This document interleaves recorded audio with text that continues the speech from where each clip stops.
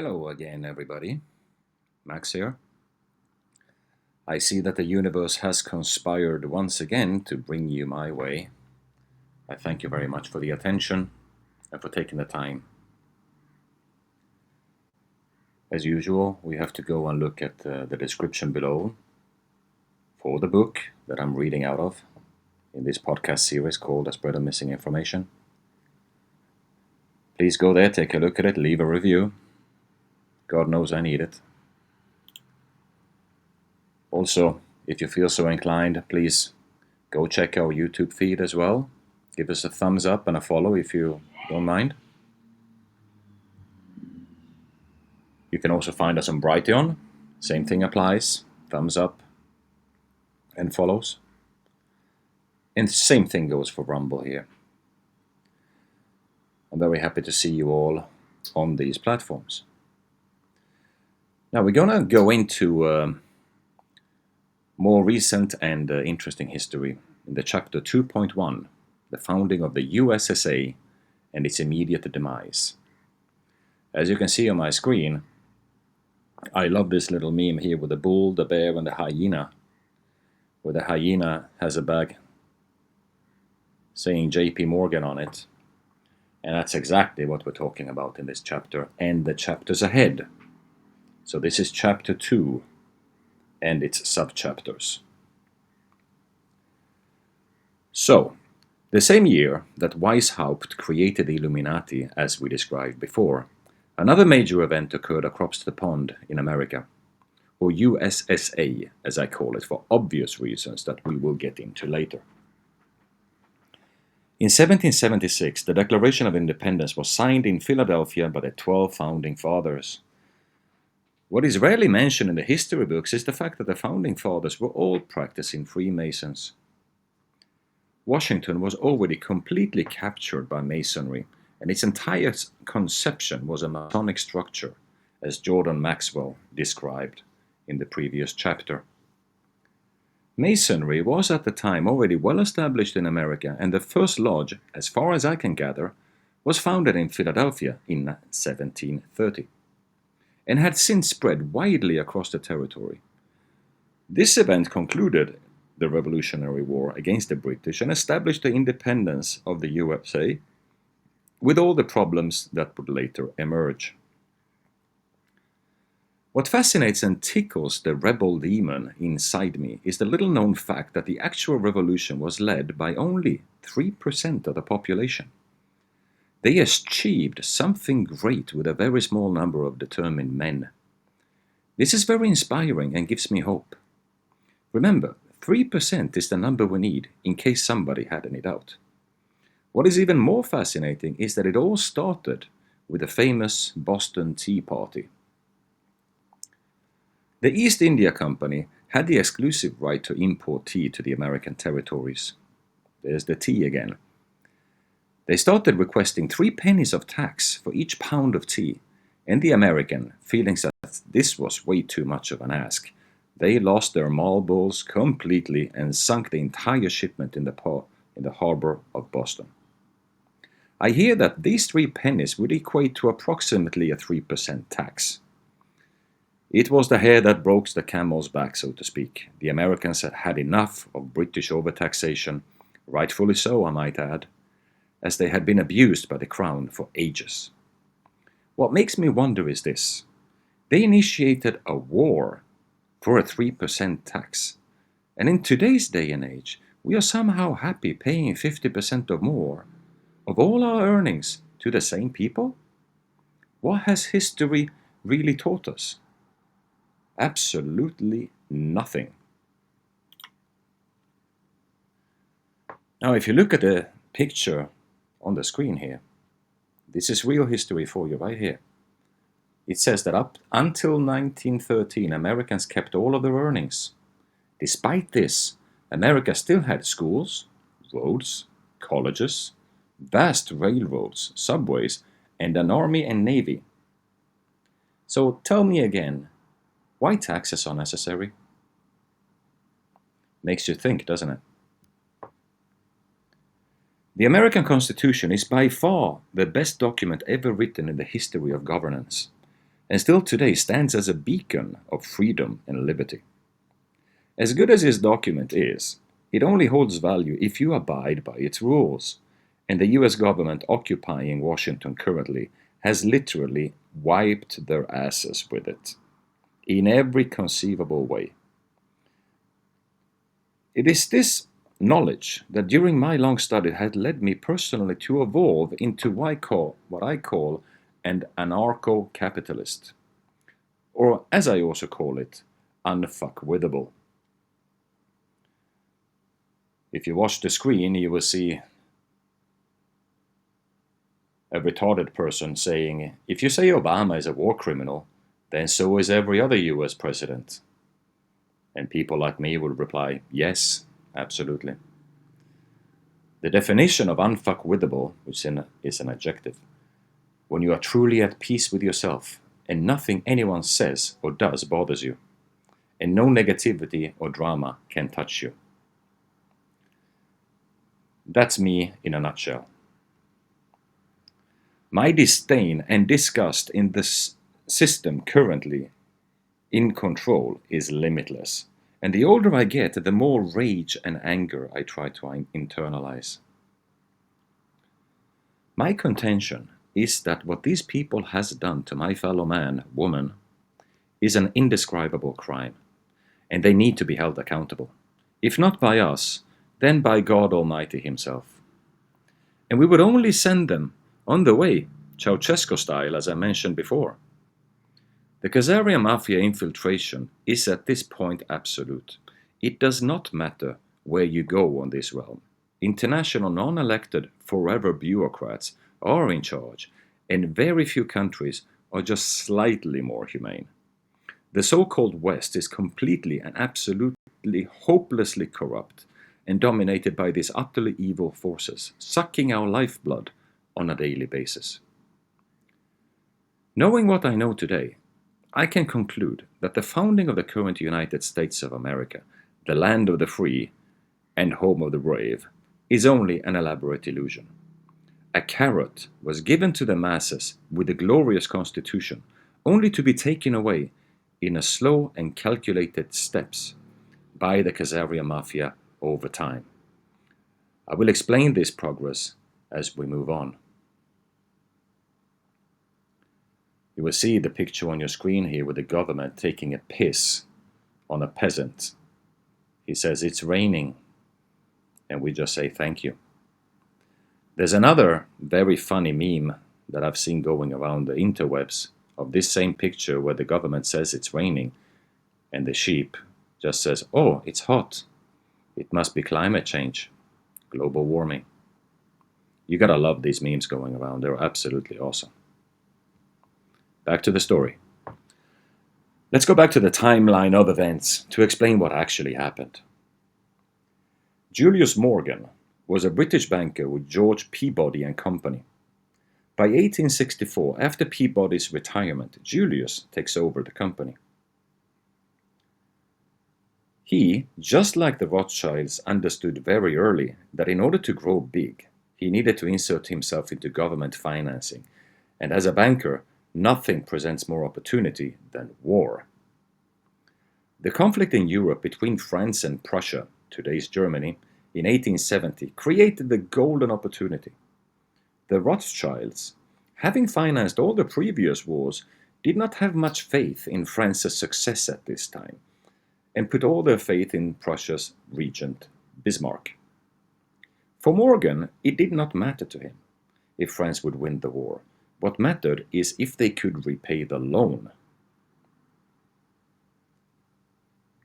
He understood that when the French economy was very diverse, and most importantly, they had a very efficient tax collection system, so the monies would come back one way or the other.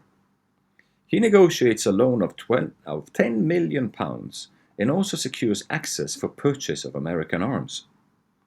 The Germans, as expected, won the war, and the conflict ended with the Treaty of Frankfurt in 1871. Although they suffered terrible territorial losses, the French managed to pay back Morgan very quickly. Julius Morgan walks away with a very comfortable profit, some 1.5 million pounds. Morgan now established himself in the echelons of government finance. As Europe is fading as an empire, at this time America is booming.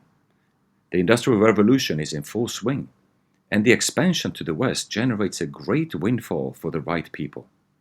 Industrialists like Vanderbilt, railways, Carnegie, who made steel, and Rockefeller, oil, are innovating enormously, building an economy never before seen in history.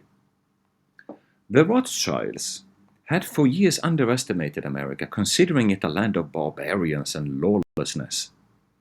Well, they would be right.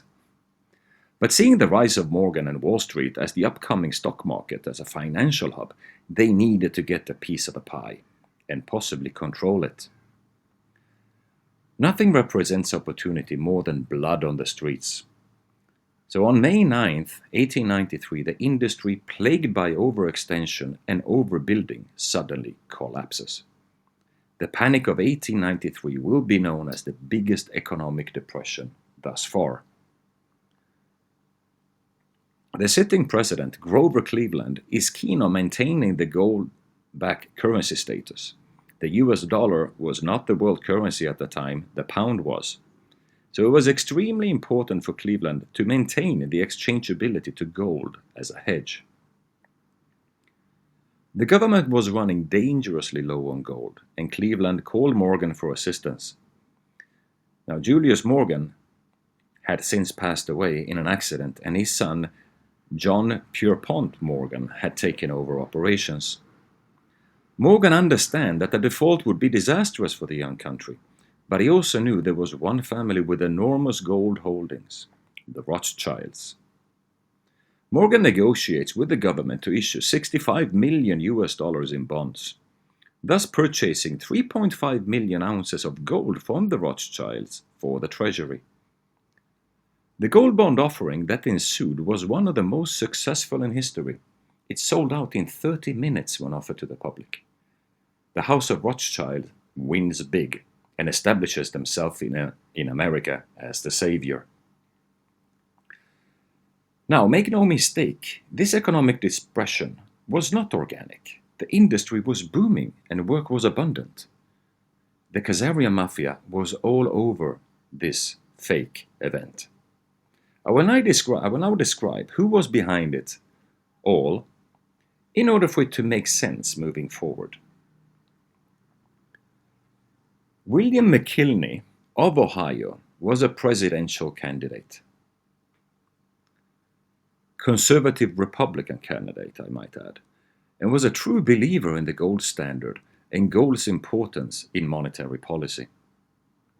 With a currency backed by gold, the Treasury was not allowed to print more notes than could be backed by the gold they held at the time.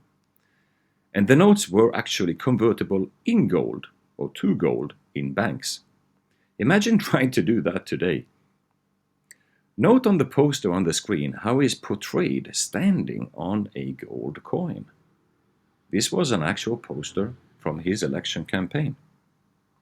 He was elected in 1896 and then re-elected again in 1900. His vice president, Garrett Hobart, was like-minded, and the monetary policy was rock solid at the time. Hobart unfortunately passed away suddenly in 1899 at the young age of 55 due to heart issues, eliminating any chances of him becoming elected as president and maintaining the strong monetary policy they were planning.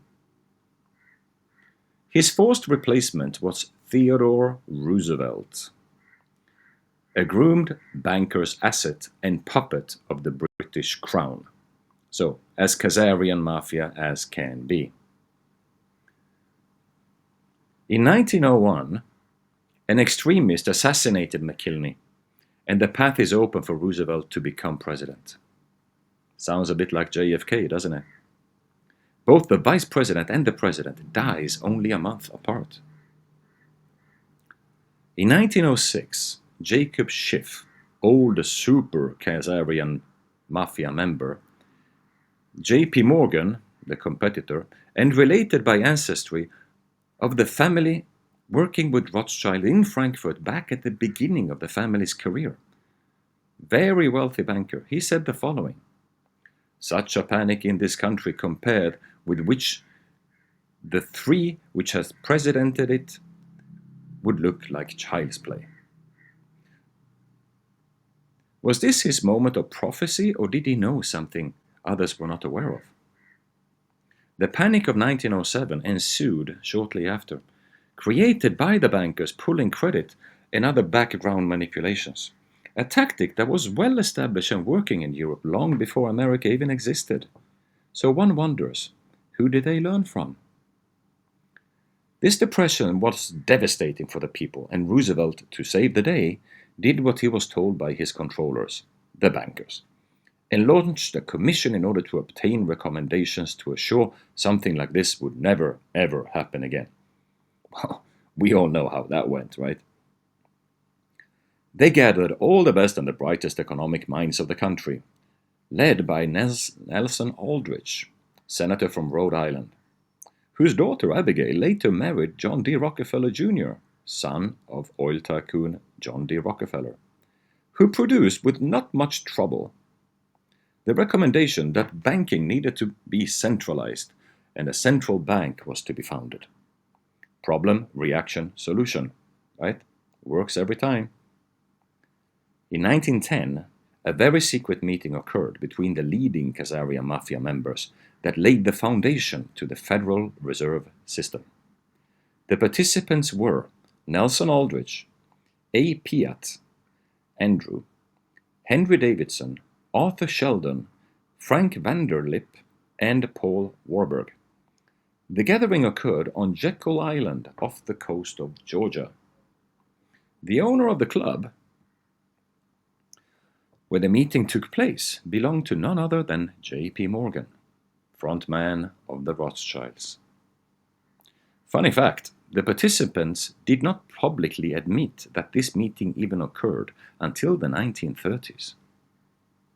A highly recommended read on this entire subject is G. Edward Griffin's, who is an absolute superhero of mine and that I adore. His book is called The Creature from Jekyll Island, and this is a must-read for all truth-seeking, awakened people like you listening to what I have to say today.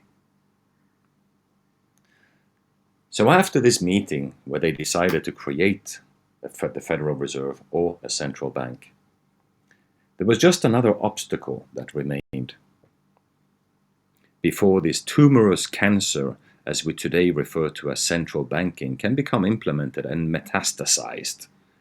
Namely, the sitting president, William Taft, who was not a friend of the bankers or the Federal Reserve plans. A devious plot was created.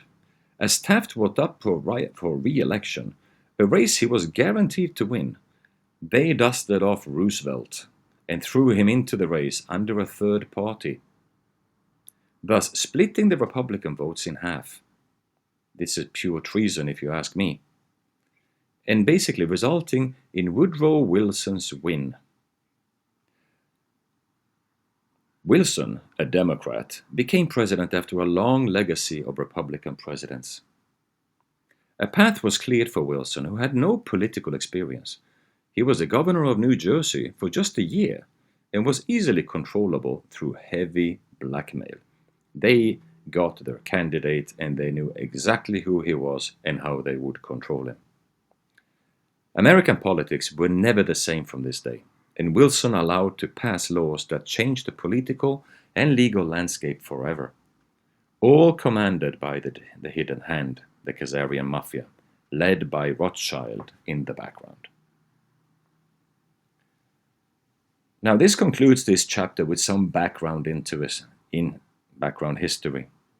In the next, we will see how they actually pulled off the biggest fraud ever perpetrated by man.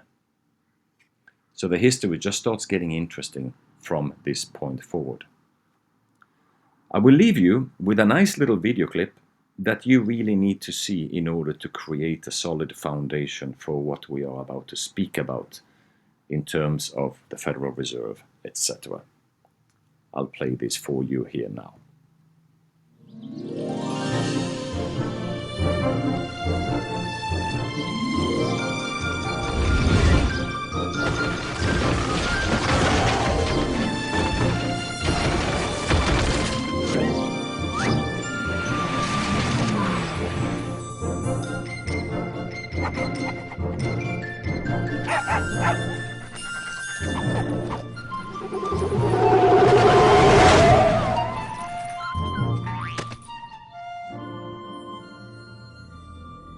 American dream. There's a reason they call it a dream.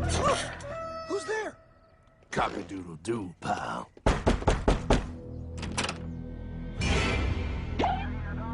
No, no, no, no, no! I don't have any more money!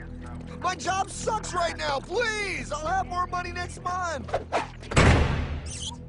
You can't take my house! Is that your signature? Oh, okay, well, just help me work something out, okay? I mean, you said I'm a good credit guy, right? I mean, hey, wait! My dog is in there! No, don't take my dream! Oh, how did this happen?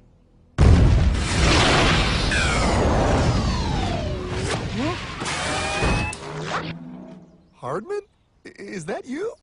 It's been a long time since the 4th grade.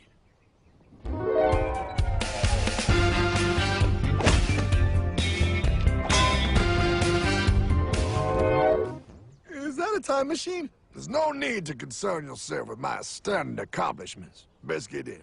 There's not much time. I gotta go down to the bank and get my life back. They took everything! Oh, bank ain't gonna help you now. Towel in the trunk. Extra set of balls. Put them on. You're gonna need them. You're gonna get my dream back? No, pal. You are. I'm here to show you how.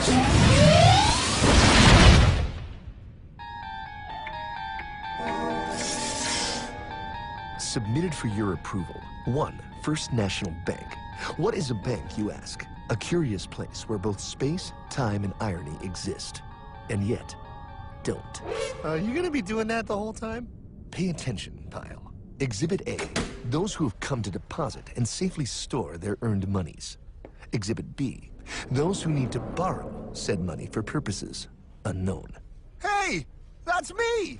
Ergo, Exhibit C. The bank only has so much money in the vault to lend out to people such as you. Hey! Hey, that's the guy! He took my house! Really screwing my vibe here, pal. Space-time continuum. He can't hear you. Just let me narrate. Now, where was I? So you see, by the time he got to you, pile, his bank was out of money. But he gave me lots of money and charged me a lot of interest. Yes, that's the only way banks make money, by making debt loans. Debt equals money, pile. Remember that. Debt equals money. The more loans they make, the more money they make. But if they don't have any money, then where did my money come from? You're gonna want to take a step back, pile. Whoa! No way! Yes way. And that's nothing. Hey, buddy, need some money? They didn't do that! Oh, they did exactly that, pal. Remember, banks make money by making loans, by selling debt, even to bad credit risks. Yo, have some money, dude. Just sign here. Oh my gosh! They called it free money. Yeah, that's exactly what my loan guy told me. Free money! But it ain't free. The worst part was offering money to people who don't even need it. People, pal, like you. You're right. I didn't need him. I was happy here. I didn't need it.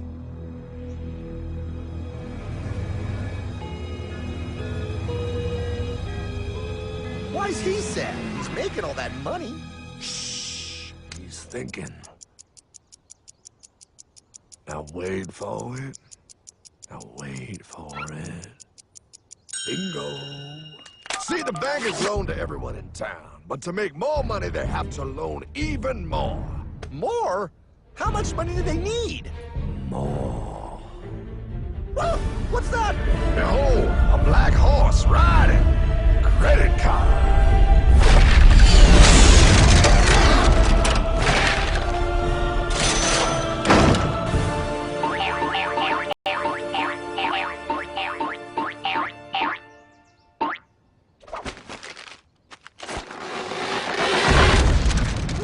Look, I mean, it's gonna be okay. Everything's gonna be okay. What now? Now, with Pa with all this money, we might as well party.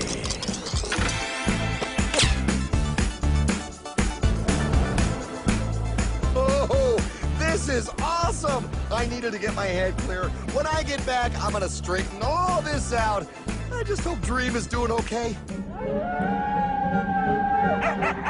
I'm going to get you, my pretty.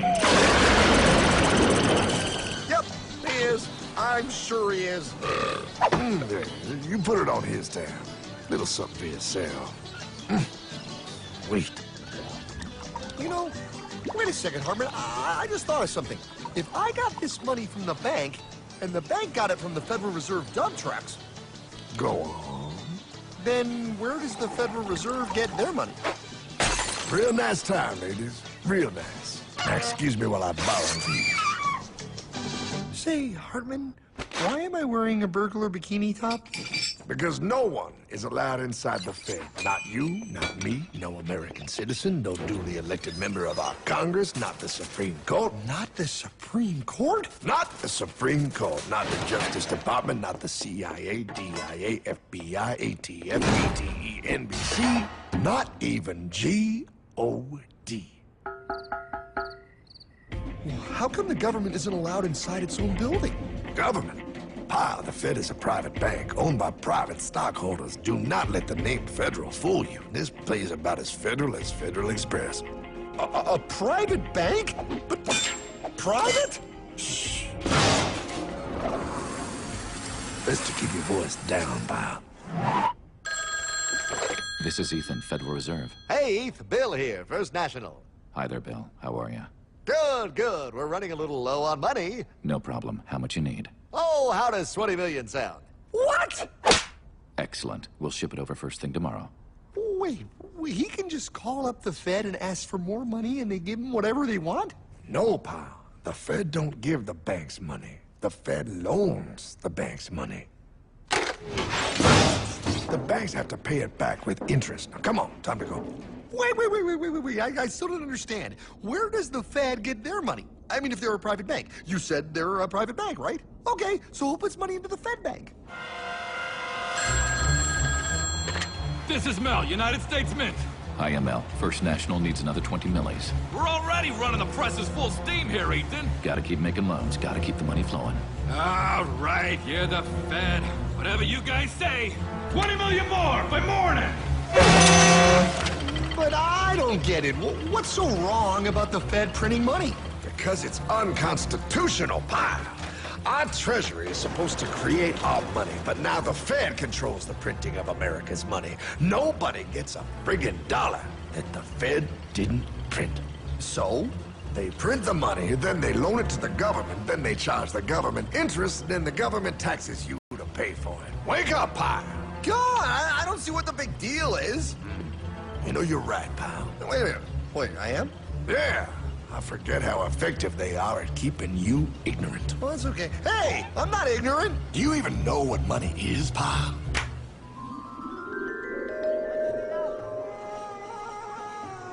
In the long ago, people bartered. They traded things they had for things they wanted. I'll trade you my raspberries for that there pot pie. I don't want your berries. Come on, pal. They're sweet berries. They're not sweet. They're old, and I don't like berries. Give me that pot pie! No. As you can see, this bartering situation created some problems.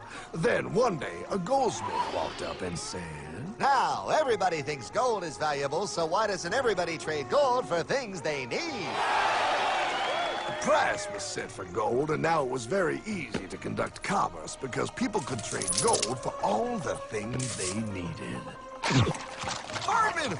Wow, look at all my gold! Hey, stop them! That's my gold! Damn thieves! Say there, Pile. I've got a vault and some guards. I can keep your gold safe for you, for a small fee. Yeah, sure, that'd be awesome. You see, Pile, this is how the first bank made money. There you go, Pile. I owe you 100 gold coins. Okay, great. Come back anytime and redeem your gold when you want it. It'll be right here, in my vault. Now you're holding the very first paper money, Pile. Wow, this is great. It all makes sense. Oh, that's right. It was good, and everybody started using IOUs because everybody knew the IOU was as good as gold. Wow, this candy is really a good price. 1 IOU. I'm getting some more for later. Hey, wait a minute, it was just 1 IOU. 10 IOUs for chocolate? You can't just raise prices like that. Oh, the Candyman can. Oh, the Candyman can! Wait, that is just frickin' wrong. It's called inflation, pal. It makes your IOUs worth less and less until they are worth nothing. Less bang for the buck. Dollar ain't what it used to be. But I worked hard and I baked all those pot pies. Now I have to work harder to make less? That's not fair. Oh, if you think that's not fair, you're gonna love the next part. What's he doing? How do banks make money, pal? By making more loans? Oh, that's right. He's good. See, he prints more IOUs without any more gold, loans them out for interest, makes a pretty penny, and nobody is the wiser. Unless everybody wanted their gold back at the same time. No. That's my gold. Not anymore. What are you talking about? I'd like to redeem my IOUs, please. Thank you very much. Hey! I want my gold back now! Thief! Thief! I love the bank run, bringing people together. See, they all found out he was stealing, made a run on the bank and demanded their gold, but as you can see, there ain't no gold to get. Hardman! Don't worry, pal. Back in these times, vengeance will be yours. 3 things in this world you don't do. Never mess with another man's woman. Never mess with another man's ego. And most importantly, you never mess with another man's money. Else, a man will mess with you.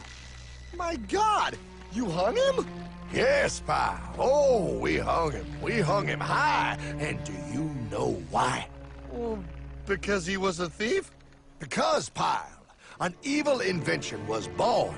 Man discovered how to turn worthless paper into gold. Thus was invented the ultimate machine to steal real money and enslave all the nations on Earth. It's alive! Oh, now come on. You're just being dramatic. I mean, I lost my house, but... What is that? Explain. A nuclear power plant? Mm-hmm. Produces lots of electricity and little pollution. An invention for the good of humanity. Okay, but what's this have to do with... 3, 2... Holy! Atomic energy. A discovery more powerful than anything man had yet conceived. It can be used for good or evil. Now, unlike Einstein, the goldsmith's discovery has been kept a closely guarded secret. It was never intended for you to see. This discovery is called fractional reserve banking. In the wrong hands, it's more powerful than the nuclear bomb in its ability to completely and utterly destroy a nation who is subjected to its perversion. No. It is time we stop this evil secret and the men behind it. You're being ridiculous. Before America is destroyed forever. Believe it, Pat. No. I just want my dog back. Damn it. That's it. I give up. Let them live in chains. No, Hardman. The tree of liberty must be refreshed from time to time with the blood of patriots and tyrants. Thomas Jefferson? Mr. President, how do I get him to understand? As we did, son, remain vigilant. Too many have hidden the truth, and the light of our liberty dims with every passing day. Quickly, take my horse. Show him. Wait, show me what? Where are we going? Stallion of Liberty! Brought on the hoary wind! Oh, where are we? Battle of Waterloo! Hold on, we gotta get through! A money machine! There it is! Hey, is that the same people? Rich banker men from Germany flying under the banner of the Red Sheet. They finance both sides of the war. We must hurry! That's him, the Red Shield courier! Shoot him! No, I'm not shooting anyone. Damn it, Pop! What? He beat everyone back with the news of the war and told England that Napoleon won. The Red Shield backers in London pretended that England was doomed and started selling their English stocks. The English went into a selling frenzy to get rid of worthless English money. But The English won, right? Of course they won. But it was a trick by Red Shield.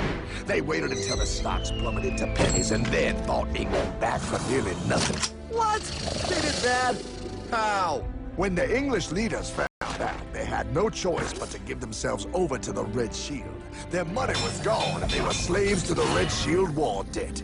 Since that time, the English have been paying their national taxes directly to the Red Shield private bankers. The people have no idea. But the bankers bragged about what they did to us, laughing at us all the way to the bank. Why, it's the best business I've ever done. If I can control a nation's wealth, I cannot who makes its laws. Oh, is this what Jefferson wanted to show me? No, pal. Look. They're in America, too? The Red Shield banks are here, pal. Seeking a way to conquer our American dream. The dream you have, pal. The dream of free men. They tried to take over our country many times and failed because Jefferson and the Patriots vowed to stop the evil tyrants at all costs. By authority of eternal God, he would not let the bankers win here. To preserve our independence, we must not let our rulers load us with perpetual debt. We must make our choice between economy and liberty or profusion and servitude. Wow. I place economy among the first and most important of Republican virtues, and public debt is the greatest of the dangers to be feared. It is incumbent on every generation to pay its own debts as it goes. We must have a central bank to secure this country's finances. If the American people ever allow private banks to control the issue of their money, first by inflation and then by deflation, the banks and corporations that will grow up around them will deprive the people of their property until their children will wake up homeless on the very continent their fathers conquered. Jefferson, you're mad. This country will have a central bank. Who's that? America's first Secretary of Treasury. Alexander Hamilton? Not for long. Aaron Burr, Thomas Jefferson's vice president. They didn't take too kindly to our first Sec Treasury. Sweet shot, Burr. The first attempt at a central bank only lasted 20 years and we shut it down. But the bankers tried again against Old Hickory President Andrew Jackson. You are a den of vipers and thieves. I intend to rout you out, and by the eternal God, I will rout you out. After surviving an assassination attempt, Jackson finally defeated the bank in 1836. When asked what was the greatest accomplishment in his life, Old Hickory replied, I killed the bank. And those were his last words. I killed the bank. And with real money backed with real gold, our country experienced the greatest boom in any nation's history. Oh, it was beautiful, pal. But the bankers, greedy for more power and wealth, were concocting their most ambitious plan yet to once and for all take control of the finances of the United States. In 1910, a secret meeting was held at a J.P. Morgan estate on Jekyll Island off the coast of Georgia. This meeting was so secretive, so concealed from government and public knowledge that the 10 attendees used code names. I am clearly the richest man, so I should be the one to run the super-secret central bank. I own all the oil in America. I'm clearly richer than you will ever be, hula girl. I should run the super-secret central bank. You're nothing compared to me, lube job. I shall run the secret bank. Silence! Supreme Master Leader, I didn't know you were gonna be here. I'm not. Neither are you, dumbass. Oh, yeah, right. He's so smart. None of you shall run the bank. We have failed in the past because of openness. This time, the key to success is secrecy. The people must believe that they run the bank. Yes, brilliant! A sneak attack. What's the plan? We first create panic, then we show them the solution. With our man in office and well-planned timing, we will have our central bank. And so the people think it is theirs. We shall christen it Federal. The Federal Reserve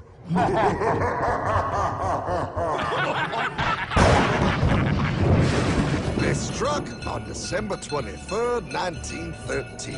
When most of our Congress were at home eating fruitcake, these bastards, I mean bankers, presented their treasonous act to their newly elected accomplice, Woodrow Wilson, who had fortuitously already agreed to sign it before he was even elected. Wait, the IRS? I thought we always had the IRS. No, pal. They did this to us too. The Fed now has the exclusive power to print America's money. They loan this money to our banks and our government at interest, putting immediate debt on our own money, printing more and more, so each dollar they print becomes worth less than the one before.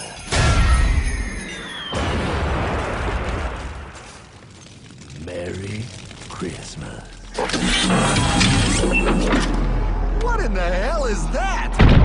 That, pal, is how our government now must pay back these debts to the Fed. Your taxes do not go to your government. They don't?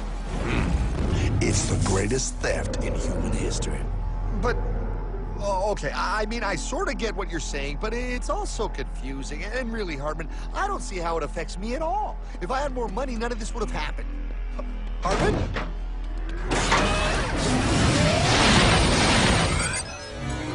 1955? Wow, what are we doing here? Oh, a little bit of shopping. Here, hold this.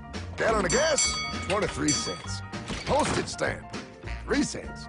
Ounce of gold, $35. Hot baby, priceless. Best be getting back. Hey, Hartman! I need my car, man! Oh, was that Michael J? Yeah, he'll be fine.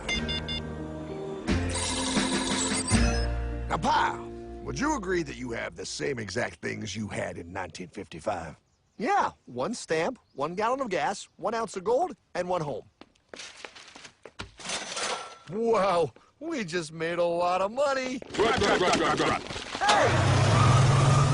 Gotta pay your taxes. Bet it's nice to have made all that money. Wait, that isn't fair.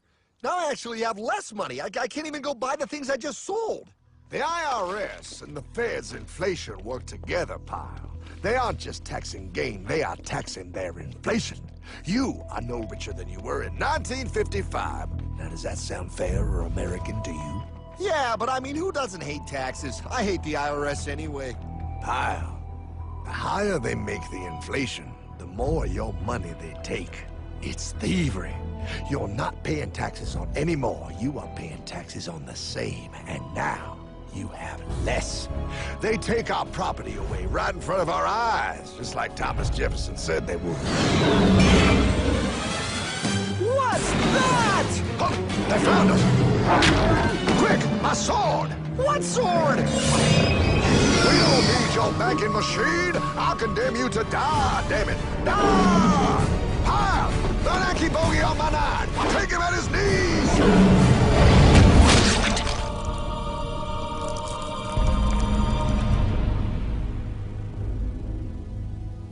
For we are opposed around the world by a monolithic and ruthless conspiracy that relies primarily on covert means for expanding its sphere of influence. What's happening? Where am I? I believe perhaps you understand now, pal, but you are afraid. JFK. Hartman, what does this have to do with my house and my dog? Oh, okay, that's enough. I want to go home now. This is the last president to stand up to the Fed. You must see. On June 4, 1963, President Kennedy signed Executive Order 11110.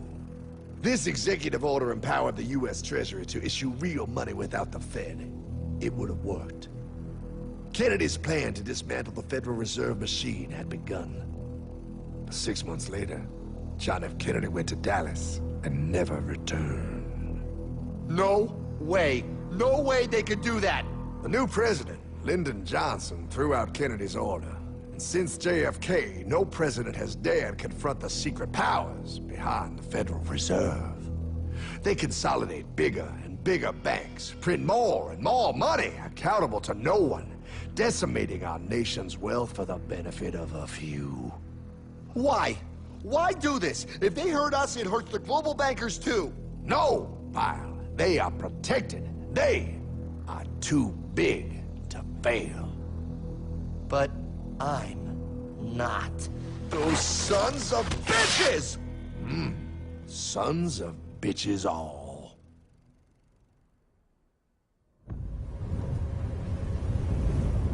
The day was cold.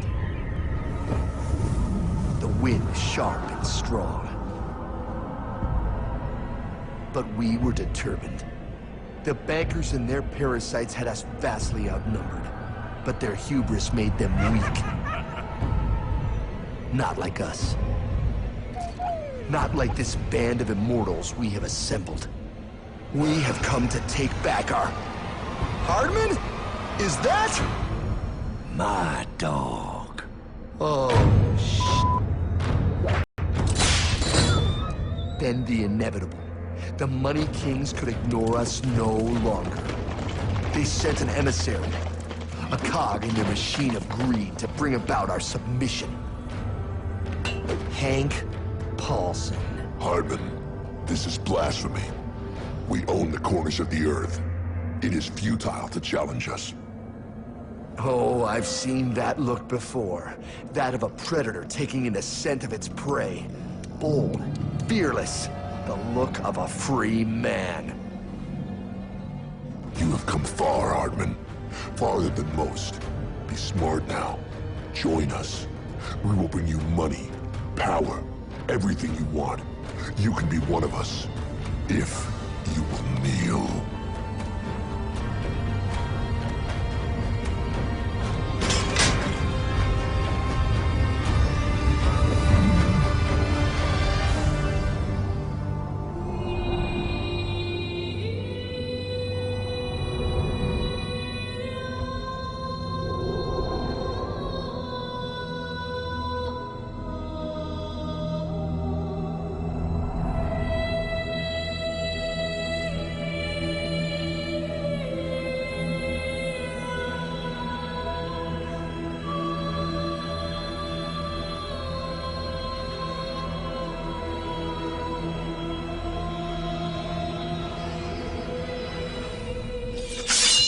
Madman. You're a madman. We're offering you everything. What do you think this is?